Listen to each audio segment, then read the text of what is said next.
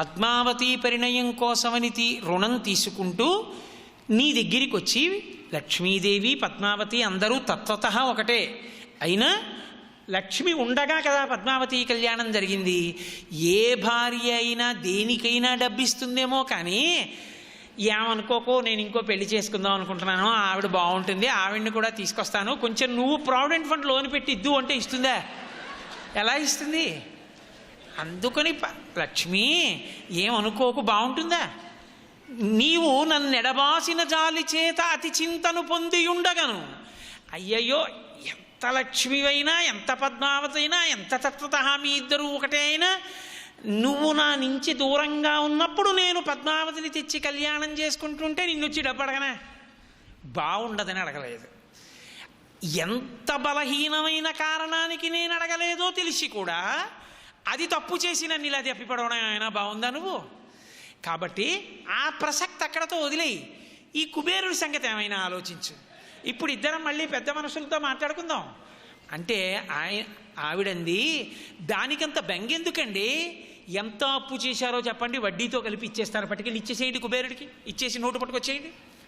ఆయన అన్నాడు, ఆ పాటి ఆలోచన నాకు రాక కాదు, కలియుగాంతం వరకు ఆ అప్పు తీర్చను, వడ్డీ మాత్రమే కడతాను. ఎందుకు కట్టనో తెలుసా? కలియుగంలో ప్రజలకి ఒక లక్షణం ఉంది, వాళ్ళని ఉద్ధరించడం కోసం ఎవరూ ప్రార్థించకపోయినా నేను ఇక్కడికి వచ్చాను. అప్పు కట్టేసి వెళ్ళిపోతే ఉపయోగమేముంది? కలియుగంబున పాపకర్మంబులాచరించు ప్రజలు రోగాది తాపత్రయములు కలుగగా తత్కాలంబులందు నన్ను పేర్కొనుచు పల్మురల్ పెట్టునప్పుడు వారి ఆపదల తీర్చి రక్షింపకుండుట నాకు నీతి కాదు. కావున వారి దుష్కర్మములు ద్రవ్యంబుపైకి ఆకర్షణంబు చేసి పాపములను నివారించి తత్పాపరూపమైనట్టి ధనము కొండపైకి రప్పించి నిస్పృహుండనగుచు అజ్ఞజనులకిప్పించు నచలమతిని. ఓ లక్ష్మి, నేనేం చేస్తుంటానో తెలుసా? అన్యాయంగా ధనం సంపాదిస్తారు, అన్యాయంగా ధనం ఖర్చు పెడతారు. ఇలా ఖర్చు పెట్టడం యోగ్యమా? ఎవ్వడికి అవసరం ఉండదు. ఈ తల్లి భూదేవిలోంచి సమస్తమైన భోగోపకరణములు వస్తున్నాయి.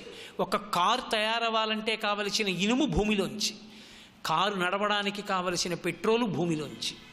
నీకు కావలసిన దానికన్నా ఎక్కువ వాడుకుంటే నువ్వు భవిష్యత్ తరాలకి ద్రోహం చేసిన వాడివి, నీకు కావలసిన దానికన్నా తక్కువ వాడుకుంటే నీకు నువ్వు ద్రోహం చేసుకున్నవాడివి. రెండిటి మధ్య సమతౌల్యాన్ని పాటించి ఎంతవరకు అవసరమో అంతవరకే భోగం అనుభవిద్దామన్న స్పృహ లోకుల యందుండదు. ఉండకుండా అన్యాయంగా ద్రవ్యాన్ని సంపాదించడం, అన్యాయంగా భోగాలు అనుభవించడం, అన్యాయంగా ద్రవ్యాన్ని ఖర్చు పెట్టడం, తమ యొక్క అహంకారాన్ని ప్రకటించుకోవడం కోసం దాన ధర్మాలు చేయడం, పేపర్లో ఫోటోలు కోసం అని చెప్పి దానాలు చేయడం తప్ప చతుర్థీ విభక్తి వేసి ఆత్మోన్నతి కొరకు తన ఎదుటికుండా ఉన్నటువంటి వాడిలో నారాయణుణ్ణి చూసి దానం చేసేవాడు ఉండడం. ఈ వ్యవస్థని చక్కపరచాలి. ఇదే కలిపురుషుని యొక్క ఉద్ధతికి కారణం. అర్థము కామము రెండు ధర్మము నుంచి ముడి విడిపోతాయి. ఇప్పుడు దీని కారణం చేత ఉపద్రవం వస్తుంది. ఈ ఉపద్రవము యొక్క పేరే రోగము. రోగమన్న పేరొచ్చి లోకంలో జనులు బాధలు పడ్డం ప్రారంభం చేస్తారు. ఇప్పుడు రోగాది తాపత్రయములు కలుగగా ప్రమాదములు సంభవిస్తూ ఉంటాయి. ప్రమాదము అన్న మాటకి శాస్త్రంలో అర్థం ఏమిటో తెలుసా అండి? మీకు ఏ ఏ విభూతులు ఉన్నాయని మీరు సంతోషించగలరో, ఏ విభూతుల చేత మీకు ఒక గొప్ప గుర్తింపు ఉన్నదని మీరు అనుకుంటున్నారో, నేను తెల్లగా ఉంటాను, నేను పొడుగ్గా ఉంటాను, లేకపోతే నాకు ఇంత డబ్బు ఉంది, నన్ను చూడగానే లోకంలో ఇలా మర్యాద చేస్తారని మీరు అనుకుంటున్నారో, అవి ఏవి ఒక ఘటన జరుగుతున్నప్పుడు తప్పించలేకుండా మీ బుద్ధి మిమ్మల్ని రక్షించలేని దయనీయ స్థితికి దిగజారి ఘటన జరిగితే ప్రమాదమని పేరు.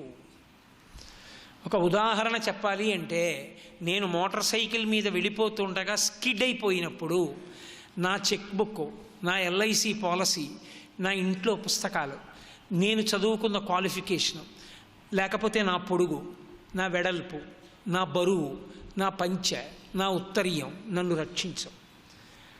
ఆ మోటార్ సైకిల్ స్కిడ్ అయిపోయిన తర్వాత నేను పడిపోయేటప్పుడు ఓ ఇసకొప్పు కుప్ప మీద పడిపోయేటట్టుగా జారిపోయేటట్టు, అక్కడే జారిపోయేటట్టు, అక్కడే పడిపోయేటట్టు, పడిపోవడము జరగాలి, ప్రమాదము జరగకుండా చూడాలంటే ఒక్కడే చెయ్యగలడు, వాడే ఈశ్వరుడు. అందుకే ప్రమాదమును నివారించగలిగిన వాడెవరు? పరమేశ్వరుడు ఒక్కడే. ప్రమాదము నీ బుద్ధికి ఎరిగి జరిగినది కాదు, అందుకే దాన్ని తప్పించలేవు. నీ బుద్ధి చేత తప్పించుకోవడానికి వీలు లేనిదైనటువంటి ప్రమాదమును తప్పించుకోలేరు. అటువంటి ఉపద్రవములు ఎన్నో వస్తాయి. దానివల్ల ఏమవుతుందంటే వారు భోగమును అనుభవించలేరు. వారికి శ్రీ భూ దేవుల అనుగ్రహము అందదు నా అనుజ్ఞ లేక. మీరు అందుకే చూడండి, భూమికి పండించడం లక్షణం. ఆ కాలమునకు యోగ్యంగా ఉంది, బోలెడంత పంట పండింది. అబ్బా ఎంత పంటో అనుకున్నాడు. అలిమిమాలిన వర్షం పడింది. పంట కోతలకు వచ్చే వేళకి నోటికొచ్చింది లేదు. మధ్యలో శ్రీనివాసుడు ఉండి, శ్రీ మహావిష్ణువు ఉండి, ఇటు శ్రీదేవి భూదేవి ఉంటారు. గుర్తేమిటంటే భూమి పండించిన ఆయన అనుగ్రహమే. పండించిన భూమి మీకు అనుభవంగా, లక్ష్మిగా, లక్ష్మగా అనుభవంలోకి వచ్చిన ఆయన అనుగ్రహమే. ఒకనాడు ఉన్న భక్తి ఒకనాడు పతనమైతే ఇలా చూసి అనుగ్రహించన్నవాడే ఇలా చూసి ఇలా అంటాడు. ధర్మమును వదిలిపెట్టేసిన లోకానికి భోగమును అనుగ్రహించవద్దు అంటాడు. అందదు. ద్రాపే అంధస్సస్పతే దరిద్రం నీలలోహిత ఏషాం పురుషాణామాభేర్మోరోమో ఏషాం కించనా మమత్ అని యజుర్వేదం నమస్కారం చేస్తుంది. ఈశ్వరుడు కారణమవుతుంది. అందుకే కాశీపట్టణంలో అన్నపూర్ణ అంత గొప్ప స్వరూపం. కాశీపట్టణంలో అన్నపూర్ణని అంత ప్రఖ్యాతి దేనికో తెలుసా అండి? మీరు ఆనకట్ట కట్టగలరు, నీరు నిల్వ చేయగలరు. మీరు ఆనకట్టలో నీరు తెచ్చి పొలానికి వదలగలరు, పొలంలో పంట పండించగలరు. కానీ పండిన పంట మీ నోటిలోకి వచ్చి మీరు పంట మీరుగా మారిపోవాలంటే, అంటే నేను అన్నం తింటే అన్నం నేనుగా మారిపోతాను. అన్నం నేనుగా మారిపోయే ప్రక్రియ జరగాలంటే అన్నపూర్ణ అనుగ్రహం ఉండాలి. లేనినాడు అక్కడే ఉన్న పంట మీరుగా మారలేరు. ఆకలి కేకలతో ప్రజలు పడిపోతుంటారు. ధాన్యాగారాల్లో ధాన్యంగా ఉండిపోతుంటారు. ఈ అసమతౌల్యము నశించిపోవాలి అంటే అన్నపూర్ణమ్మ అనుగ్రహం కావాలి. ఆవిడ అనుగ్రహం కోసమే భగవతి ప్రార్థన, భగవంతుని ప్రార్థన లోకంలో వచ్చాయి. కాబట్టి ఇవాళ లోకంలో ఉండేటటువంటి అవ్యవస్థ ఏమిటో తెలుసా? ధర్మబద్ధమైన అర్ధసముపార్జన లేని కారణం చేత, ధర్మబద్ధమైన కోరిక కోరేవాడు లేని కారణం చేత, ధర్మమునందు అనురక్తి లేని కారణం చేత వివిధ తాపత్రయములు పైకొస్తాయి. ఈ తాపత్రయాలలో మళ్ళీ ఏం చేస్తారో తెలుసా జనులు? అప్పుడు వాడికి జ్ఞాపకం వస్తుంది, నన్ను రక్షించేవాడు లేడు. ఈశ్వరుడు ఎందుకండి అన్నాడు. ఏమండి శ్రీశైలం వస్తారా ఒక్కసారి? అంత ఖాళీ ఎక్కడండి? ఒక్కసారి వెంకటాచలం వస్తారేంటి? అంత ఖాళీ ఎక్కడండి? మార్నింగ్ వాక్ పేరు చెప్పి బూట్లు తొడుక్కుని తెల్లవారకట్ట స్వెక్టర్ వేసుకుని మంకీ క్యాప్ పెట్టుకుని ప్రతిరోజు అదే పనిగా 12 కిలోమీటర్లు తిరుగుతాడు. జన్మాంతరంలో ఒక్కసారి 7 కొండలు మాత్రం నడిచెక్కలేదు. ఏమనుకోవాలి? రోజూ నడవడం నేను తప్పను, 7 కొండలు ఒక్కసారి ఎక్కపోవడం మాత్రం ద్రోహం అంటాను.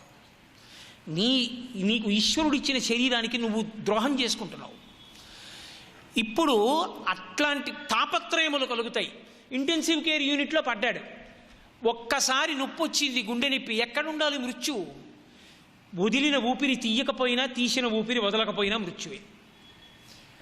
ఎక్కడో పడ్డాడు, వెళ్ళి ఇంటెన్సివ్ కేర్ యూనిట్లో. ఇప్పుడు ఎవరు రక్షిస్తాడు? ఇప్పుడు అన్నాడు, నేనంటూ బయటికి వస్తే వెంటనే నీ కొండకే వస్తాను. అప్పుడు ఈశ్వరుడు ఏం చేయాలి? మరి చేసిన పాపం ఏం చేయాలి? ఆయన అన్నాడు లక్ష్మీదేవితో, రోగాది తాపత్రయములు కలుగగా వెరచి పలు విధముల నన్ను పేర్కొనుచు మొరలు పెట్టునప్పుడు అప్పుడు ముడుపులు కడతారు, గోవిందా అంటారు, 7 కొండలవాడ నువ్వే రక్షించాలంటారు, నిలువు దోపిడీ ఇచ్చేస్తానంటారు, నీకు తీసుకొచ్చి కట్టలు పారేస్తాం హుండీలో అంటారు. ఇన్ని మాటలంటే నేనేం చెయ్యాలి? వాడి పాపం చూసి చంపేయినా, వాడి ఆర్తి చూసి బతికించనా? కలియుగంలో అడగకపోయినా వచ్చి ఎందుకు కూర్చున్నానో తెలుసా లక్ష్మి? వాడు ఆ కలి ఉద్ధతి చేత ఇన్ని పాపాలు చేసి తనని రక్షించేవాడు లేని దైన్య స్థితిలో పడి నా పేరు చెప్పి మొరలు పెడితే వాణ్ణి విడిచిపెట్టి వైకుంఠంలో కూర్చోలేను, అంత కృతజ్ఞుడైనా. అప్పుడేం చేస్తానో తెలుసా? వాడికి మళ్ళీ ధర్మమునందు అనురక్తి కలగడం కోసమని వాడి పాపాన్ని ద్రవ్యం మీదకి ఆకర్షణ చేస్తాను. ప్రతి వాడిలో బుద్ధి పుట్టిస్తాను, హుండీలో ఇంత వేస్తానంటూ ఉంటాడు. అందుకే వెంకటాచలంలో ఎన్నో హుండీలు పెట్టక్కర్లేదు, ఒక్క హుండీ పెట్టినా చాలా, అందరూ క్యూ కట్టి మరీ వేసేస్తారు. ఎందుకు వేసేస్తారు అంటే పాపము ద్రవ్యముగా మారుస్తుంటాను ఆ హుండీ స్థానం దగ్గర. ప్రజల దుష్కర్మములు వారి ద్రవ్యంబుపై ఆవాహనంబు చేసి తత్పాపరూపమైనట్టి ధనము కొండపైకి రప్పించి నిస్పృహుండనగుచు, ఆ డబ్బు చూసి పొంగిపోతాననుకుంటున్నావా? హుండీలు విప్పి పరకామణి లెక్క పెడుతుంటే నేను సంతోషిస్తాననుకుంటున్నావా? నాకు గుండెల్లో చెయ్యి పెట్టి కెలికినట్టుంటుంది లక్ష్మి. లోకం ధర్మాన్ని విడిచిపెట్టి తిరిగి ముడుపులు కట్టి తెచ్చి నాకు వేసిన పాపం, ఆ పాపపు ద్రవ్యాన్ని చూసి బాధ పెడతాను. కానీ అంత డబ్బు, అంత పాపపు డబ్బు ఏం చెయ్యాలని ఆలోచించి అజ్ఞులైన జనులకి పింతున చలమతిని, పావలా కాసు నేను ముట్టుకోను, డబ్బు నేను తినను. చాలామంది అనుకుంటారు అదంతా వెంకటరమణుడిది అనుకుంటారు. 5 పైసలు ముట్టుకోనని చెప్పాడు ఆయన వెంకటాచల మహాత్మ్యంలో. నేను తీసుకోను డబ్బు. అదంతా ఏం చేస్తానో తెలుసా? అన్నదానమని, వస్త్రదానమని, కళ్యాణోత్సవాలని, ఏదో ప్రజలకి వివాహాలు చేయిస్తున్నామని రకరకాల పేర్లతో మళ్ళీ ఆ డబ్బు అమాయకులైన వాళ్ళకి ఇచ్చేస్తాను. నేనేవి అందులో నయా పైసా పుచ్చుకోను. నేను పుచ్చుకునే డబ్బు కొంతుంది. ఎవరి డబ్బు పుచ్చుకుంటానో తెలుసా? ఇలను పుణ్యాత్ములైనట్టి వారు, కొంతమంది పుణ్యాత్ములు ఉంటారు. వాళ్ళు ఎందుకు వస్తారో తెలుసా కొండకి? వాళ్ళు నాకు ఈ కోరికుంది ఈశ్వర అని రారు. వాళ్ళు నన్ను చూడకుండా ఉండలేక వస్తారు. వాళ్ళు ఏదో ఏడాదికో 6 నెలలకో నియమం పెట్టుకుంటారు. తల్లిని తండ్రిని చూడకుండా కొడుకు ఎలా ఉండలేడో, బిడ్డల్ని చూడకుండా తల్లిదండ్రులు ఎలా ఉండలేరో, అలా నన్ను చూడకుండా ఉండలేనని వాడు పెట్టి సర్దుకుంటున్న దగ్గర నుంచి పొంగిపోతూ కడుపేదవాడైనా వాడు ఉన్న ఇనప్పెట్లోనే ఆ 2 పంచెల చాపులు వేసుకుని వాడికి తిరుపతి ప్యాసింజర్లో రావడానికి కావలసిన ద్రవ్యం దొరికేంత వరకు ఇంత గడ్డం పెంచుకుని ఆ ట్రంకు పెట్టి తల మీద పెట్టుకుని ఆ చంటి బిడ్డని చంకలో పెట్టుకుని ఆఖరికి రూమ్ తీసుకోవడం కూడా చేతకాక రోడ్ల మీద పడుకుని చెట్ల కింద నిద్రపోయి ఉచిత దర్శనంలో 23 గంటలు నించుని పెట్టిన పులిహార తిని ట్రంకు పెట్టిని స్కాన్ చేస్తే ఏమిటో తెలియక పెట్టి నెత్తి మీద పెట్టుకుని పిల్లాన్ని చంకలో పెట్టుకుని భార్యని చేత్తో పట్టుకుని గోవిందా అంటూ నా వంక చూసి ఇచ్చిన ఒక్క లడ్డు గోటితో కూడా గోకి నోట్లో వేసుకోకుండా ఇంటికి పట్టుకెళ్ళి మళ్ళీ తను పూజ చేసి ఆ ఉన్న లడ్డులో అందులోనే మళ్ళీ కాసిని ఏదో పేలాలు కలిపి శనగపప్పు కలిపి ఓ పళ్ళెంలో పోసి నలుగురికి పంచిపెట్టి అప్పుడు తాను కళ్ళకత్తుకు తిని గడ్డం చేసుకున్నవాడున్నాడే, ఆ అమాయకుడైనటువంటి భక్తుడు పరమ ధార్మికంగా తనకున్న 2 ఎకరాలతో బతుకుతున్నవాడున్నాడే, వాడు తెచ్చిన హుండీలో వేసిన పావలాకాసు వెతుక్కు తీసుకుంటా లక్ష్మి. ఇలను పుణ్యాత్ములైన వారిచ్చినట్టి ధనము నేను కొంత గైకొని కొంత ధనదుకు వడ్డీకిచ్చి కాలంబు వింతలీల చెల్లించుచుండెదా అనుచు మచ్చికను పలికే. లక్ష్మి, నా పాకెట్ మనీ ఏమిటో తెలుసా? శ్వేతవరాహ కల్పంలో నువ్విచ్చినది పుచ్చుకోను. ఐశ్వర్యవంతులు కోటీశ్వరులు తెచ్చి పారేసినటువంటి నోట్ల కట్టలు, ఇవాళ ఎవరో గుర్తు తెలియని వ్యక్తి వేసిన కట్టలున్నాయే, అవి నేను పుచ్చుకునేవి కావు. గుర్తు తెలియకుండా వేయవలసినంత అవసరం లేదు నాకు. అవి కాదు కావలసింది, అవి నాకు బరువులు. నా ఒంటి మీద పెట్టినా, నా పరకామణిలో లెక్క పెట్టినా, నా ఖాతాలో వేసినా పొంగిపోయేవాడిని కాదు. సిగ్గుపడతాను నా బిడ్డలు ఇలా అయిపోయారని. దేనికి పొంగిపోతానో తెలుసా? ధర్మానికి కట్టుబడి నేను ఎలా బ్రతకమని వేదంలో చెప్పానో అలా బ్రతుకుతూ సంతోషంగా జీవితాన్ని గడుపుతూ నా కొండకి నన్నే చూడడానికి వచ్చి నన్ను చూసి మురిసిపోయి ఆనందపడిపోయి కన్నుల నీరు నిండి గోవిందా గోవిందా అనుకుంటూ తలకున్న పాగా విప్పి వేసుకుని పడుకుని నిద్రపోయి లేచి వెళ్ళిపోయిన అమాయకుడున్నాడే, గుండెల నిండా భక్తితో వచ్చిన వాడున్నాడే, వాణ్ణి చూసి మురిసిపోతాను. వాడికి జ్ఞానం ఇస్తాను, వాడికి మోక్షం ఇస్తాను, వీడికి బుద్ధినిస్తాను. అప్పటికైనా వీడి తెచ్చి కట్టలేశాక గుర్తు తెచ్చుకోవాలి, అరే నేను ఏమి సాధించానురా, పరమాత్ముడి దగ్గరికి ముడుపు కట్టి నిలువుడోపిడి తీసుకెళ్ళి ఇన్ని కట్టలు వేసే ముందు సిగ్గుపడాలి. ఈశ్వర ఎలా తెచ్చానో తెలుసా ఈ ద్రవ్యాన్ని? నిజంగా వెంకటరమణుడు అక్కడ ఎదురుగుండా కనపడిది, ఎక్కడిది ఈ డబ్బని అడిగాడు అనుకోండి, ఏమని చెప్తావు? ఏమని చెప్పిస్తావు ఆయనకి? మీరొక్కటి ఆలోచించండి. నిజంగా వెంకటాచలం ఆనంద నిలయంలో ఉన్న వెంకటరమణ ప్రభువు హుండీ దగ్గర నిలబడి బయట తలుపులేసేసి ఇది ఎలా తెచ్చావో ఎక్కడిదో చెప్పు నాకు అని అడిగాడు అనుకోండి ఒక్కొక్కడిని, మిగిలిన వాళ్ళని కొంచెం దూరంగా ఉండమనండి మీతో చెప్తాననాలి, అంత సిగ్గుపడాలి. కాదని మీరు అనగలరా? ఏ ఒక్కరికో తప్ప ధైర్యం లేదు. ఇది కలియుగంలో ఉండే పరిస్థితి లక్ష్మి. అయినా ఆ డబ్బు అమాయకులకిచ్చి ఎందుకు హుండీలోకి తీసుకుంటానో తెలుసా? కనీసం వాడికి డబ్బు మీద వ్యామోహం కనుక, ఊరే ఇన్ని పాపాలు చేసి సంపాదించి ఆఖరికి ఏం పొందాను, తీసుకెళ్ళి హుండీలో వేశాను. రెండు, ఇక నుంచి భయం భయంగా బతకవలసిన అవసరము మిగిలిపోయింది. ఇకనైనా బుద్ధి తెచ్చుకుని పరమేశ్వరుణ్ణి నమ్ముకుని బతికితే ఏ బెంగా లేదు. హాయిగా పెరట్లో మామిడి చెట్టు కింద గయోపాఖ్యానంలో పద్యాలు చదువుకుంటూ కాలు మీద కాలు వేసుకుని నులకవంచం మీద కుడి చేతిని తల కింద పెట్టుకుని పడుకుని నిద్రపోయిన వాడెవడో వాడు సార్వభౌముడు, వాడిది ఆనందం. కాబట్టి ఇక అలా బ్రతుకుతాను తృప్తిగా అన్న మార్పు వాడి ఎందొస్తే సంతోషిస్తాను. అప్పుడు వాడిచ్చిన పావలాకాసైనా పుచ్చుకుంటాను.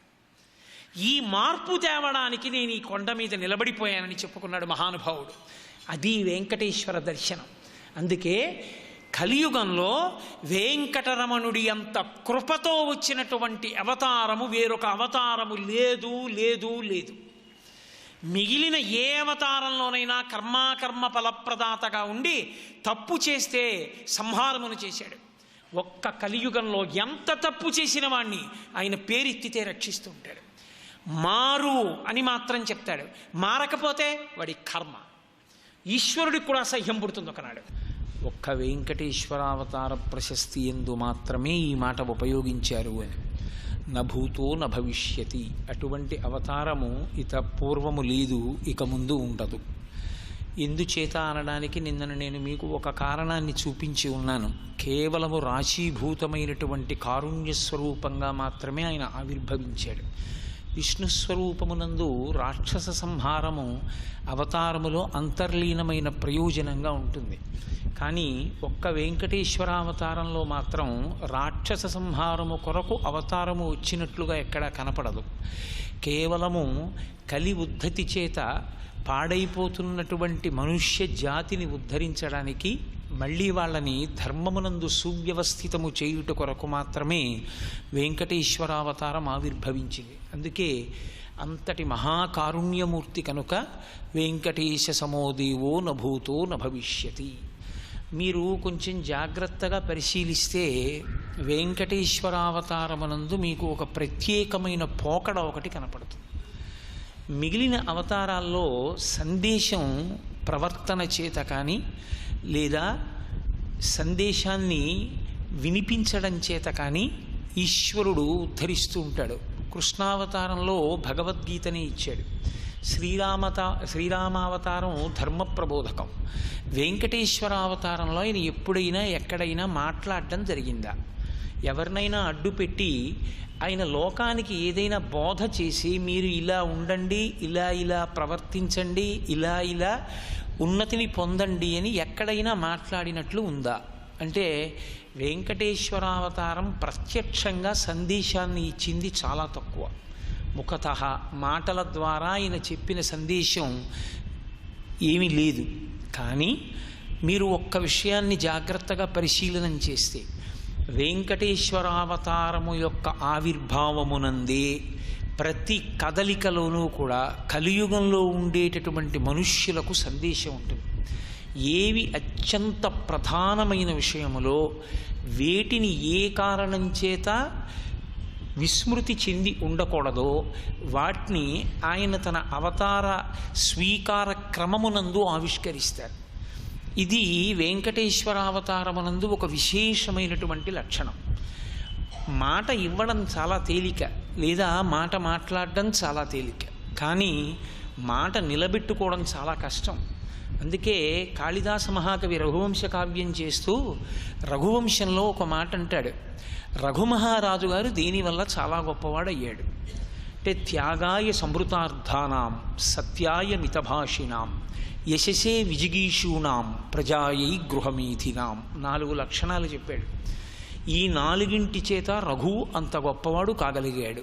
త్యాగాయ సంవృతార్థానాం, విశేషమైన సంపాదన సంపాదించాడు.